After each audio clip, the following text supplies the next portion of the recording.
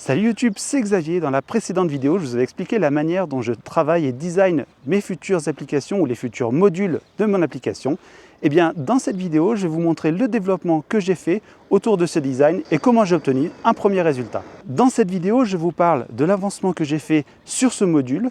Je vous parle également des choix que j'ai réalisés par rapport au design initial, puisque en travaillant, en le développant de manière concrète, il m'arrive parfois de faire des choix et de faire évoluer ces choix de design. Je vous parlerai bien entendu des challenges et des difficultés que j'ai pu rencontrer en développant cette nouvelle fonctionnalité. Et pour vous parler de tout ça, j'ai décidé de faire un vlog et donc je vous emmène là-haut en balade au Puy-de-Dôme, qui est un endroit que j'adore autour de Clermont-Ferrand. Alors pour rappel, Yop Yop, c'est une application que j'ai développée pour les coachs de natation. Elle a déjà un module de chronométrage et donc le module que je vous présente aujourd'hui, c'est un module de préparation d'entraînement dédié aux entraîneurs de natation.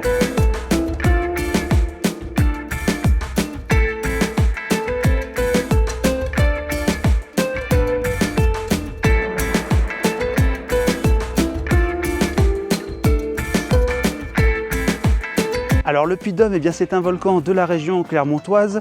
Il est éteint bien évidemment et il est célèbre pour son ascension empruntée de temps en temps par les coureurs du Tour de France, mais aussi c'est un haut lieu de parapente et donc on verra certainement des parapentistes quand on montera là-haut. Vous avez vu, il y a un train pour y aller, mais nous on va faire de manière sportive et on va y aller en marchant par le chemin des Muletiers.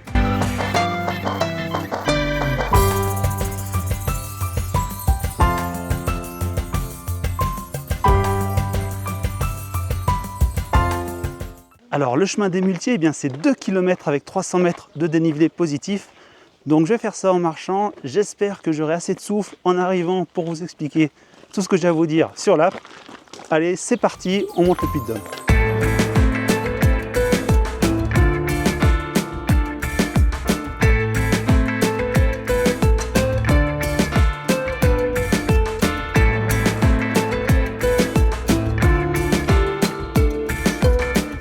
Alors depuis la dernière vidéo, j'ai réalisé les 4 vues, les 4 écrans du module, en commençant par le Training Explorer. Donc en fait c'est un écran qui est dédié finalement à la recherche et à retrouver les différents entraînements. Il y a aussi un écran de consultation des entraînements, donc c'est là où l'entraîneur va pouvoir regarder, consulter ses entraînements qu'il a préparés. Il y a bien sûr aussi un écran d'édition des entraînements, là il va pouvoir modifier son entraînement, modifier les drills, les modules qu'il y a à l'intérieur. Et enfin le dernier écran, c'est un écran de modification et d'édition des drills, c'est-à-dire des séries, les différents exercices que l'on va retrouver au sein des modules d'entraînement. Et bien sûr, ce que j'ai également mis en place, c'est tout le modèle de stockage de données de l'application qui permet d'enregistrer les entraînements en local sur l'appareil. Alors la première vue que je vais vous présenter, c'est la vue de la consultation des entraînements. Donc celle-ci, elle est finalement assez proche du design initial imaginé, avec un titre, le titre de l'entraînement, et puis juste à côté, la distance totale de l'entraînement qui est calculée.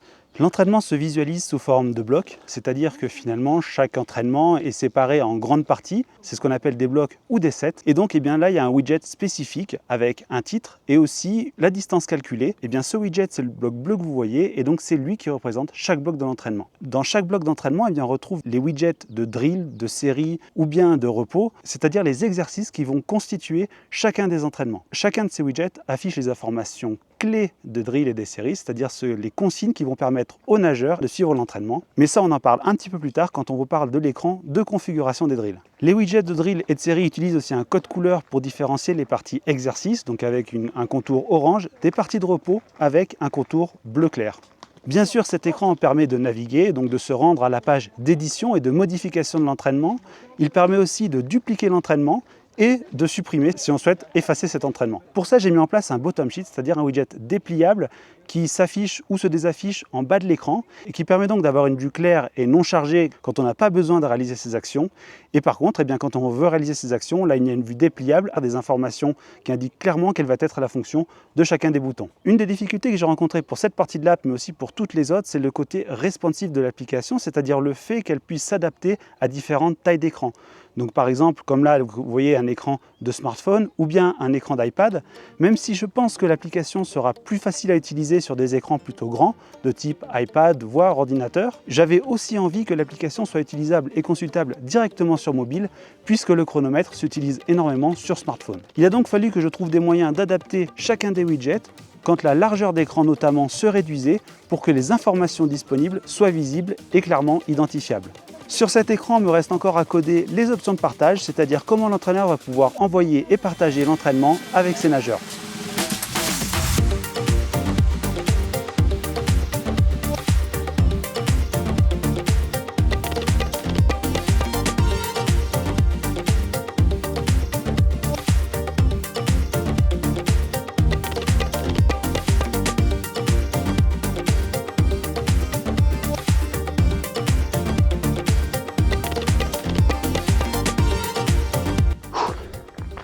Alors, le chemin il est raide, hein. Pas facile, dur à monter. Bon, voilà. Et puis alors pour filmer, j'essaie de vous faire des plans sympas, mais vu que c'est quand même, alors c'est pas très passant, mais c'est quand même un peu passant, bah du coup ça complique un peu l'exercice. Mais on continue.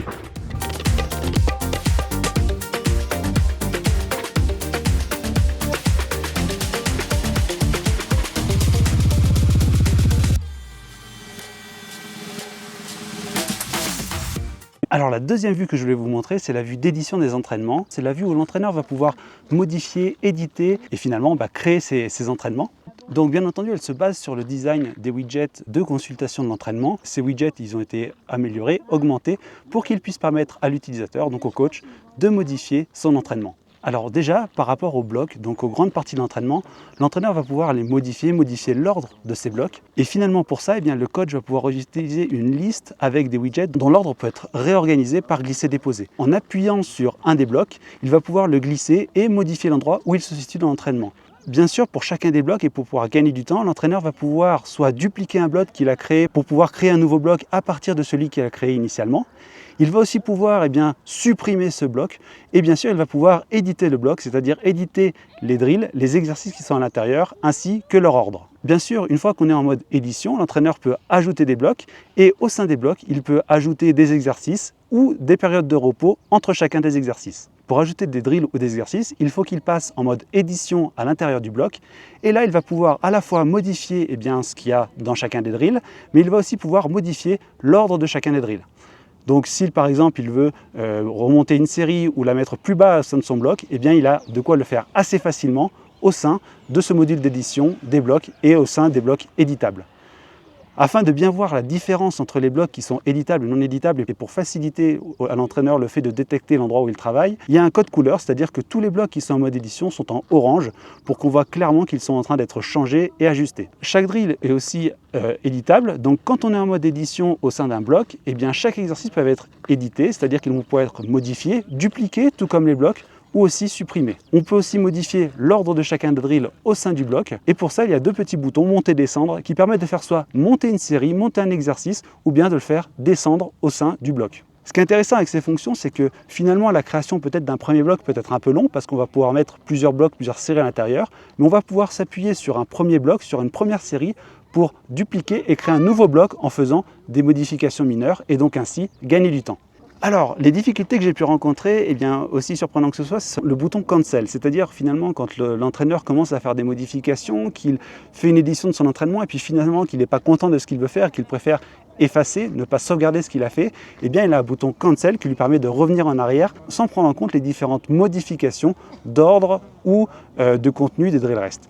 Ça a été pas si simple que ça parce que finalement quand dans le code vous faites une modification de drill ou de rest, visuellement dans les écrans qui sont en dessous de celui-ci, ils apparaissent même si vous ne l'avez pas sauvegardé. Donc du coup, ça m'a demandé un petit peu de manipulation pour réussir à proposer ce bouton Cancel et que visuellement, il soit très clair et qu'on comprenne lorsqu'on redescend d'un écran qu'on a annulé la modification. Alors ce qui m'a aussi posé question, c'était comment déplacer les drills.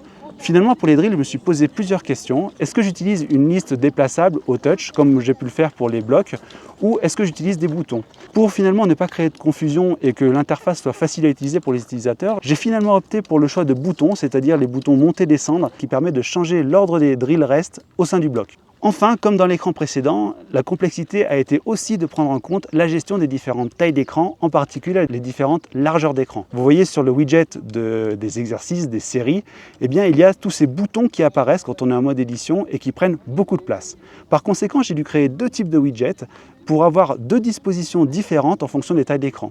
Donc quand on a un écran suffisamment large et grand, eh bien, vous avez les boutons d'édition de l'exercice qui se trouvent sur le côté du widget. Et puis sur les écrans plus petits, comme les écrans de smartphone, eh bien, vous voyez, les boutons d'édition se situent en dessous des informations du drill rest. Et donc ceci, eh bien, dans le code, génère quelques petites complexités. Et c'est aussi ce qui fait que lorsque les coachs vont télécharger cette application, ils pourront à la fois l'utiliser sur des écrans plus larges et plus volumineux, comme bien les tablettes, les écrans d'ordinateur, mais aussi sur leur smartphone, et donc avoir accès sur le bord du bassin ou en déplacement aux entraînements qu'ils ont créés, et aussi à la possibilité d'éditer leur entraînement et bien directement sur leur smartphone s'ils le souhaitent. There was once a day that I would pray for you. I'd go and misbehave just so you'd notice too. Sneaking looks up and down from across the room. And damn, what a hell of a view. I feel good, you look great. I like you, I can't wait. A first time, a first date. You're so fine, I'm so late. You sip wine, I drink straight. Oui, bah ça y est, on est arrivé en haut du Puy de Dôme. Alors ouais, c'est quand même une montée assez raide, mais c'est super, c'est agréable, il faut la faire en plusieurs fois, surtout le matin comme aujourd'hui, où c'est plutôt dans l'ombre. Mais voilà, donc on est arrivé en haut du Puy de Dôme, et maintenant on va aller se balader là-haut, et on va faire le reste de la vidéo. Je prends un peu mon souffle, autour du Puy de Dôme et de son antenne, mondialement connue, en tout cas en Auvergne.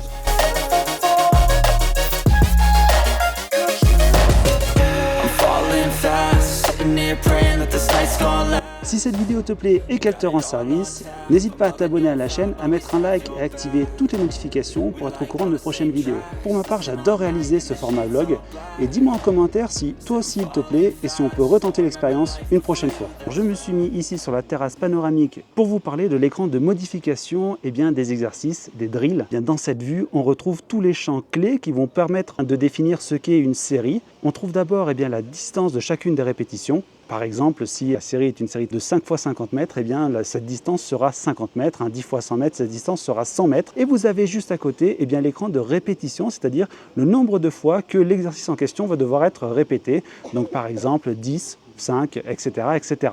On trouve également un outil de sélection des nages, toutes les nages principales, donc le crawl, le dos. Alors là, sur l'écran que vous voyez ici, c'est en anglais. Et il y a aussi, par exemple, le 4 nages, donc en anglais medley. Cet outil de sélection permet à la fois de sélectionner une seule nage, mais aussi, par exemple, si l'entraîneur décide de donner comme consigne de faire un 10 x 100 mètres de nage, il peut sélectionner 2 nages à l'aide des chips. On trouve aussi une spécialité parce que de temps en temps, il y a des séries qui sont dites de spé, c'est-à-dire que chaque nageur va choisir sa spécialité et donc il pourra sélectionner ce type de nage dans ce menu et over, haute, si par exemple l'entraîneur décide de faire des éducatifs spécifiques. On trouve aussi la possibilité de donner un rythme, une zone de travail, c'est-à-dire globalement la vitesse, le niveau de rythme cardiaque auquel le nageur va devoir nager. Si par exemple il est en endurance dans les zones plutôt basses, zone 1, ou voir les zones carrément très élevées en vitesse, en sprint, les zones au-dessus de 5 voire 6 en fonction de la manière dont l'entraîneur sépare ces différentes zones de vitesse pour ces nageurs. Il va aussi pouvoir indiquer une consigne détaillée, c'est-à-dire donner des informations complémentaires sur ce que va représenter la série et sur les exercices qui seront à faire pendant la série. Donc là, c'est un champ assez long et d'ailleurs, ça fait aussi partie des choses qui étaient un peu complexes à gérer dans les widgets de représentation des drills, puisque ces consignes peuvent être parfois un petit peu longues. Il fallait qu'il y ait une gestion efficace de la mise à la ligne et de l'agencement de ces différentes parties du drill rest au sein du widget qui les affiche après dans la vue d'édition ou bien dans la vue de consultation. Bien sûr, l'entraîneur peut aussi indiquer entre chacune des répétitions le temps de repos qu'il souhaite accorder à ses nageurs. Alors soit il accorde un temps de repos fixe et dans ce cas-là, il peut choisir l'option reste et dans ce cas-là, entre deux nages, par exemple, s'il met 20 secondes de reste, le nageur pourra attendre 20 secondes avant de commencer un nouvel exercice. Et puis, il peut aussi définir des départs, c'est-à-dire souvent dans les séries de natation, on indique par exemple qu'il faut faire un 10 x 100 mètres, départ 1:30, c'est-à-dire que quel que soit le temps que va mettre le nageur pour réaliser sa répétition, il devra partir toutes les 1 minute 30 et donc quelque part c'est à lui de nager suffisamment vite pour avoir suffisamment de repos pour pouvoir repartir sur la répétition suivante. Donc ça, ce module il permet de faire ça, soit de donner des consignes de repos, soit donner des consignes de départ. Cet écran est relativement simple à réaliser puisqu'il existe des widgets natifs dans Flutter qui permettent de faire ça assez simplement, des textes form field pour compléter les différents textes. Il y a eu quelques petites subtilités sur les chips pour que le comportement soit géré comme je l'attendais, mais finalement ici rien de bien compliqué. Peut-être ce qui a été le plus pénible à gérer, c'est encore une fois les différentes tailles d'écran, et là notamment plutôt dans la hauteur, puisque cet écran théoriquement tient sur une seule et même vue, c'est-à-dire il n'y a pas besoin de list view. Et bien ceci a pu poser quelques petits problèmes, parce que sur des écrans de smartphone très petits, là il va falloir que l'entraîneur puisse scroller, parce que finalement toutes les informations ne sont pas visibles facilement. Mais par contre sur les tablettes plus grandes, il n'y a pas besoin de scroll. Donc là pareil, j'ai dû faire quelques petits ajustements, mais finalement cet écran dans l'ensemble était assez simple à coder.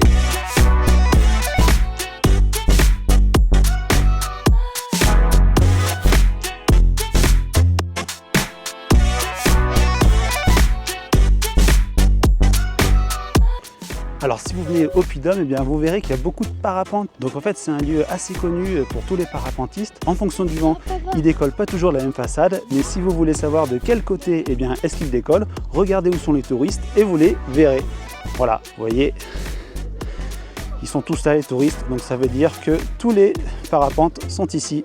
Et nous on va aller en regarder un ou deux décoller.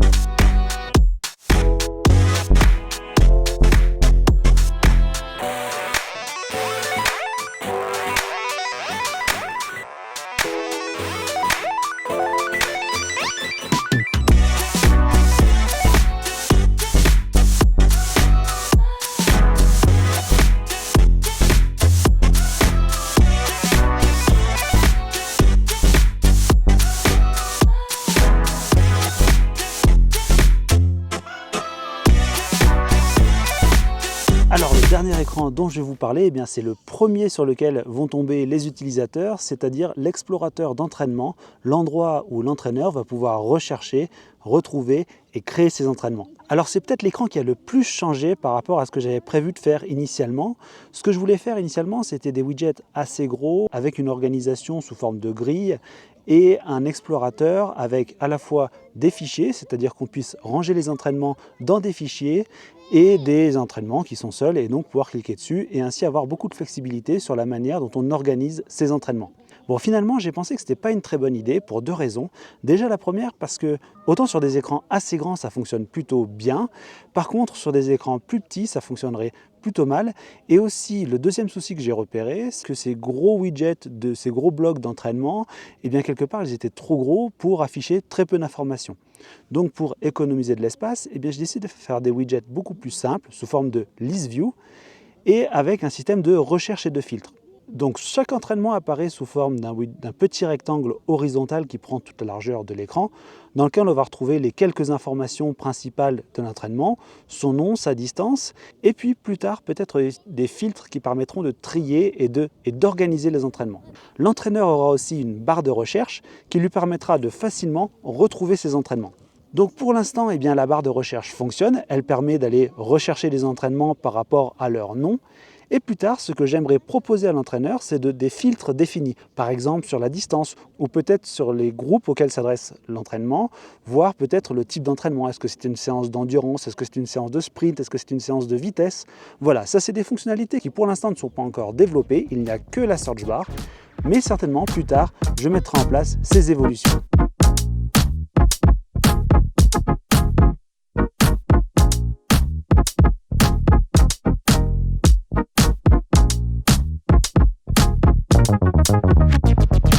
Alors pour finir la vidéo, eh bien, je vais vous parler de ce qui reste à faire sur cette application, ce qui reste à mettre en place. Sur cette première version du module de suivi d'entraînement, la fonction que j'aimerais encore développer avant la publication, eh bien, c'est la fonction de partage. C'est-à-dire que l'entraîneur puisse soit exporter un fichier PDF et l'enregistrer sur son appareil, ou qu'il puisse également envoyer ses entraînements par mail à ses nageurs. Autre chose que j'aimerais voir aujourd'hui avant de publier l'application, c'est la question de l'intégration de ce module avec le chronomètre. Pour l'instant, quand on ouvre l'application, on tombe sur le chronomètre et via un bouton, on peut accéder au module d'entraînement.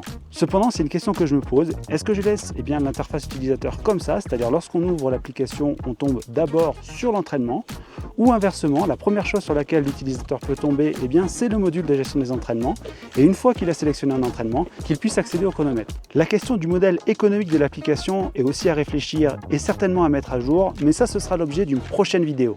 Enfin, quoi qu'il arrive, ce que je souhaite, c'est publier assez rapidement l'application. Je ne vais pas chercher à faire plus de modifications, l'améliorer encore seul. Ce que je souhaite, c'est vraiment publier l'application, la mettre à disposition sur les stores pour que des coachs de natation puissent l'utiliser et ensuite me faire des retours. Et je m'appuierai sur les retours des utilisateurs pour développer de nouvelles fonctions, ajuster peut-être ce qui a été fait et ainsi faire quelque chose d'encore plus pertinent pour les coachs. Merci d'avoir regardé. Nous, on se retrouve bientôt pour de nouvelles vidéos. Allez, à plus sur YouTube.